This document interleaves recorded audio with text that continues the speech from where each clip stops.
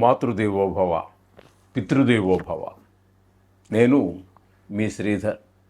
9295909819 ఇది నా నెంబర్ అండి.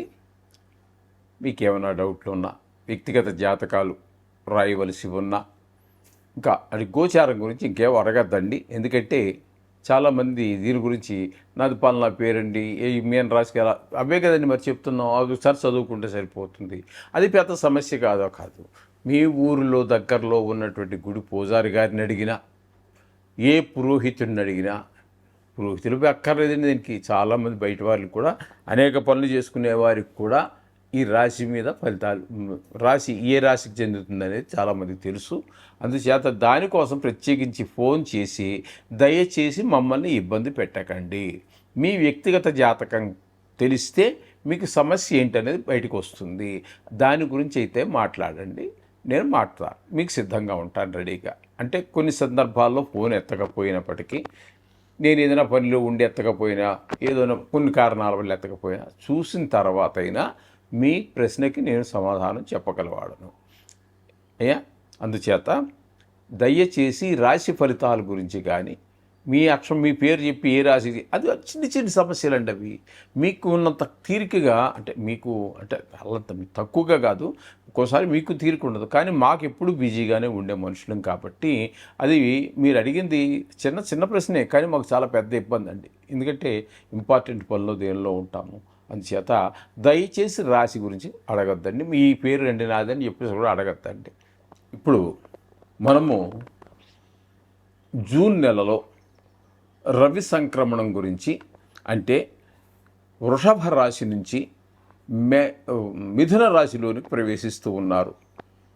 ఇప్పుడు 15వ తారీఖున ఈ రవి సంక్రమణం గురించి ద్వాదశ రాశుల వారికి ఏ విధమైనటువంటి ఫలితాలు ఈ సూర్య భగవానుడు ఇవ్వబోతున్నాడు. రాశి నుంచి రాశి మారుతున్నారు కాబట్టి, అంటే వృషభం నుంచి మిథునంలోకి మారుతున్నారు. ఈ ఫలితాలు ఏ రాశుల వరకు ఎట్లా ఉంటాయి అనేది మనం తెలుసుకునే ప్రయత్నం చేద్దాం, అది కూడా సశాస్త్రీయమైన పద్ధతిలో. కాబట్టి ఇప్పుడు రవి 14వ తారీఖు వరకు, జూన్ నెల 2025 వరకు రవి వృషభ రాశిలో సంచారం చేస్తూ ఉన్నారు. తదుపరి మిథున రాశిలోనికి 15వ తారీఖు నుండి నెలాఖరి వరకు మిథున రాశిలో సంచారం చేస్తూ ఉన్నారు. ఈ సంచారం, రవి యొక్క సంచారం వలన రవి సంక్రమణం అంటారు దీన్ని కూడా, ఒక రాశి నుంచి ఒక రాశికి మారడాన్ని. ఈ మారటం వల్ల ఏ రాశుల వారికి ఏ విధమైనటువంటి ఫలితాలు ఉంటాయి అనేది మనం తెలుసుకునేటటువంటి ప్రయత్నం చేద్దాం. రవి సంక్రమణం గురించి ఇప్పుడు మనము తెలుసుకోబోతున్నాము. రవి సంక్రమణం మిథున రాశి నుండి, మిథున రాశిలో 15వ తారీఖు వరకు ఉంటారు. తదుపరి జూలై 14 వరకు, అంటే జూన్ 15 నుండి జూలై 14 వరకు ఆయన సంచారం జరుగుతుంది. నెల రోజుల్లో ఏం జరుగుతుందంటే 15వ తారీఖు వరకు మిథున రాశిలోను, తదుపరి కర్కాటక రాశిలోను ఆయన యొక్క సంచారం జరుగుతున్నదండి. కాబట్టి ఈ రవి సంక్రమణం వలన ఏ విధమైన ఫలితాలు ఏ రాశుల వారికి ఉంటాయి అనేటటువంటిది సశాస్త్రీయమైన పద్ధతిలో మనం తెలుసుకునేటటువంటి ప్రయత్నం చేద్దాము. మేషరాశి వారికి కనుక మనం తీసుకున్నట్టయితే, తృతీయ స్థానంలో మరియు చతుర్థ స్థానాలలో సంచారం నెల రోజులు చేస్తూ ఉన్నారు. రవి సంక్రమణం గురించి తెలుసుకోబోతూ ఉన్నాము. రవి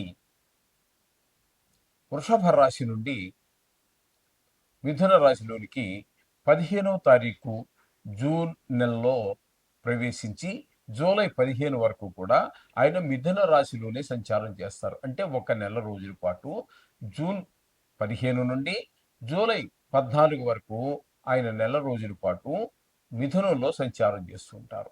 ఈ రవి యొక్క సంచారం, దీన్ని ఒక రాశి నుండి ఒక రాశికి మారడానికి సంక్రమణం అని చెప్పేసి అంటూ ఉంటారు. అలా మన తెలుగు వ్యవహారిక భాషలో ఒక రాశి నుంచి ఒక రాశిలో మారుతున్నారని మనం చెప్పుకుంటాము. ఈ సంక్రమణం అనేది చాలా పవిత్రమైనటువంటిది. ఇది పితృదేవతలకి కొన్ని విశేషమైన పూజలకి కూడా చాలా అద్భుతంగా ఉంటుంది. అటువంటివి పితృకార్యాలకి అంటే ఆ తర్పణాలు వదులుకోవడానికి వాటికి కూడా సరే.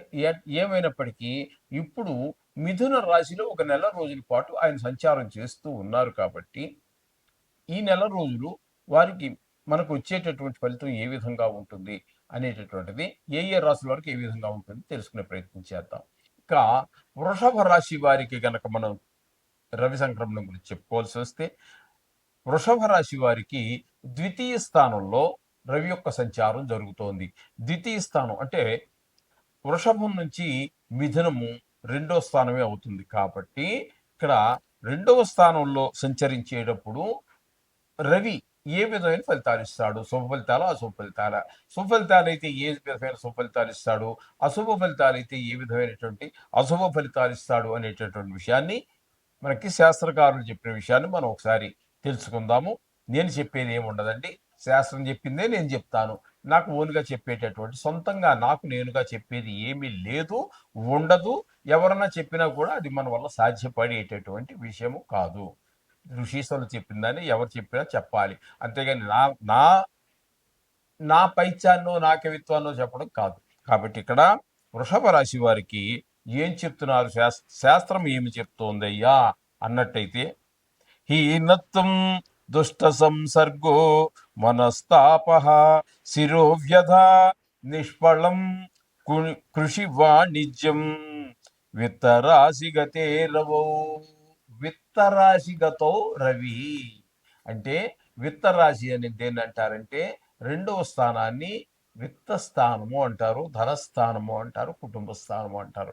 కాబట్టి ద్వితీయ స్థానంలో అంటే ధనస్థానంలో రవి సంచరించే కాలంలో ఏ విధమైన ఫలితాలు ఉన్నాయో శ్లోకంలో చెప్పాడు. ఇప్పుడు మనం తాత్పర్యం చెప్పుకున్నట్టయితే ఈ సంస్కృతం తెలియనటువంటి వారికి స్పష్టంగా అందరికీ అర్థమయ్యేటటువంటి అవకాశం ఉంటుంది. ఏంటంటే రవి కనుక ధనస్థానంలో ప్రవేశించినట్టయితే దారిద్ర్యం అంటే డబ్బులకి కొంత ఇబ్బంది పడవలసినటువంటి పరిస్థితి ఏర్పడుతుంది. దుష్ట సహవాసం, చెడ్డవాళ్ళతో సహవాసం చేయవలసినటువంటి అవసరాలు ఉంటాయి. మనస్తాపం, మనసు ఎందుకు ఒక రకమైనటువంటి బాధ. ఎందుకంటే డబ్బులు లేకపోతే బాధే కదండి. అలాగే శిరోవ్యాధి అంటే తలనొప్పి కావచ్చు, ఈ శిరస్సులో అనేక రకాల భాగాలు ఉన్నాయి కదండి. ఆ రకమైనటువంటి ఏదో రకమైనటువంటి కంటి చూపు కావచ్చు, శిరస్సులో అనేక రకాల అవయవాలు ఉన్నాయి కాబట్టి దేనికైనా అక్కడ మొత్తం మీద ఇవన్నీ శిరస్సుకు సంబంధించి శిరస్సులో ఏ భాగాలు ఉన్నాయో వాటిలో దేనికైనా ఒక బాధ ఏర్పడే అవకాశం ఉంటుంది. వ్యాపారం నందు కానీ వ్యవసాయం నందు కానీ మీరు ఏ పని చేసినా ధన నష్టం తప్పకుండా జరుగుతుంది. చేయి వృత్తుల్లో కూడా ఎవరు ఏదో పని చేస్తూనే ఉంటాం కదండి. అంచేత వారు చేసే పనిలో ఖచ్చితంగా ధన నష్టం జరుగుతుంది అని చెప్పేసి మనకు శాస్త్రకారులు మనకు తెలియజేశారు. కాబట్టి ఈ వృషభ రాశి వారికి అంత మంచి శుభ ఫలితములను ఇవ్వజాలడు. కాబట్టి మంచి చెప్పినా మంచి చేసినా చెడ్డ చేసినా కూడా దీనికి పరిష్కారంగా మనం ప్రతిసారి చెప్పుకుంటున్నాం కదండి, నవగ్రహాలని వేడుకోండి. అందులోకి ఇప్పుడు ప్రత్యేకంగా రవి గురించి చెప్పుకుంటున్నాం కాబట్టి అన్నిటికీ కామన్గా మనం ఒకటి చెప్పుకోవాలి, ఆరోగ్యం భాస్కరాది చేతు. ఆరోగ్యం అనేటటువంటిది సూర్యుడి వల్ల మాత్రమే కలుగుతూ ఉంటుంది. అందుచేత ఆదిత్య హృదయం కానీ రోజు నిత్యము సూర్య నమస్కారాలు చేసేటటువంటి వారు కానీ సూర్యాష్టకం కానీ మనం పుస్తకం తీసి మీకు ఏదైనా తెలుసుంటే సరే, లేదంటే మనకి ఈ గూగుల్లో సెర్చ్ చేసినట్టయితే అనేకమైనటువంటి విషయాలు మనకు బయటకు వస్తూ ఉంటాయి సూర్యుడికి సంబంధించినటువంటివి.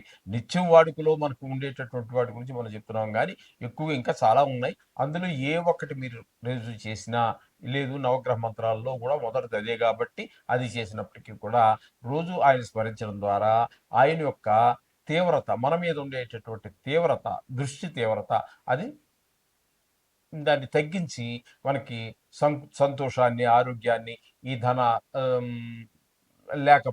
లేకపోవటాన్ని వీటినన్నింటినీ కూడా తగ్గించేటటువంటి అవకాశం ఖచ్చితంగా ఉంటుంది. రోజు నవగ్రహ మంత్రాలు చదువుకోండి. శుభం.